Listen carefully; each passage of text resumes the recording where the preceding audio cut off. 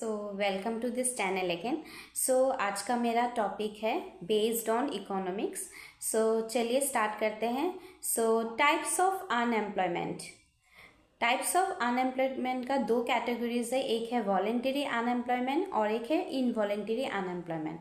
Voluntary unemployment का मतलब क्या है? This type of unemployment is on account of people not interested to take the employment. That means jobs are available but the persons are not interested in being employed. It is psychological in nature, therefore such type of persons are not included in the category of unemployed. इसका मतलब हो गया है voluntary unemployment का मतलब है ये एक टाइप ऑफ अनएम्प्लॉयमेंट है जो पीपल के अकाउंट में आता है मगर इंटरेस्टेड नहीं है पर्सन्स एम्प्लॉयमेंट को लेने के लिए। इसका मतलब हो गया जॉब्स अवेलेबल है मगर पर्सन्स को इंटरेस्ट नहीं कि एम्प्लॉयड होने के लिए, ये साइकोलॉजिकल नेचर है। Next, involuntary unemployment.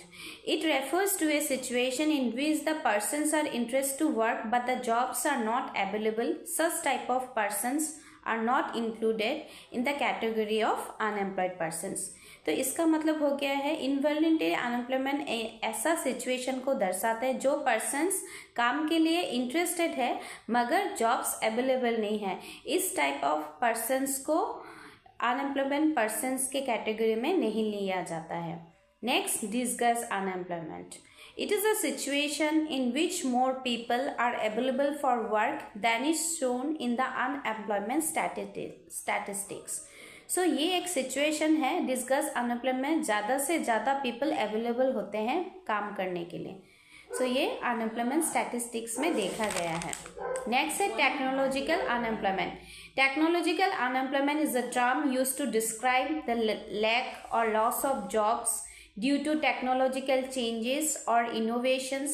This type of unemployment typically comes from workers either being replaced by machines or having their jobs made easier and require fewer workers to accomplish the same tasks. इसका meaning क्या हो गया? Technological unemployment क्या होता है? ये एक कारण है जॉबलेस ग्रोथ का, रीजंस है। तो इसमें क्या बताया है? जॉब का लॉस होना, कमी होना किसके वजह से? ड्यू टू टेक्नोलॉजिकल चेंजेस और इनोवेशंस। तो this type of unemployment typically comes from worker. ये जो टाइप ऑफ अनएम्प्लॉयमेंट है वर्कर्स के थ्रू ही आता है, either being replace by machines. तो इसके जगह में क्या आता है? मशीन्स, और having their jobs made easier. तो अगर कोई पर्सन्स को जॉब मिला है तो अगर इसमें टेक्नोलॉजी का यूज़ करे तो जॉब्स करने के लिए उन लोग को ईजी हो जाता है। फिर next, seasonal unemployment. It is on account of the seasonal nature of the productive activities. That means some productive activities are carried out only for certain conditions of a year, therefore the persons employed in such activities are unemployed during off season. This generally occurs in agro-based industries. Seasonal unemployment का मतलब है इन season में ही unemployment मिलते हैं, जैसे कि कुछ productive activities है कुछ सालों के लिए, क्योंकि सीजन ऑफ सीजन में तो माने काम तो नहीं मिलेगा, इसलिए सीजनल अनएम्प्लॉयमेंट को बताया गया है। Next, cyclical unemployment.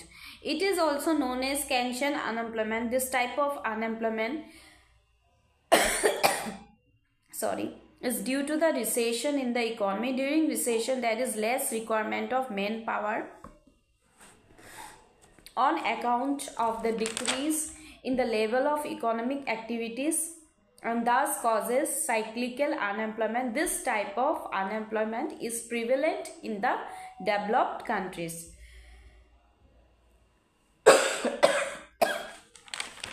आज मुझे खांसी हो गई है इसलिए तकलीफ हो रही है। साइक्लिकल अनएम्प्लॉयमेंट में डायरेक्ट यहाँ पे रिसेशन को दर्शाया गया है। रिसेशन के समय मैन पावर का कम होना और इकोनॉमिक एक्टिविटीज़ का डिक्रीज होना यहाँ पे बताया गया है। तो आज के लिए इतना ही, मैं उसके बाद मैं और लेके आऊँगी। Thank you.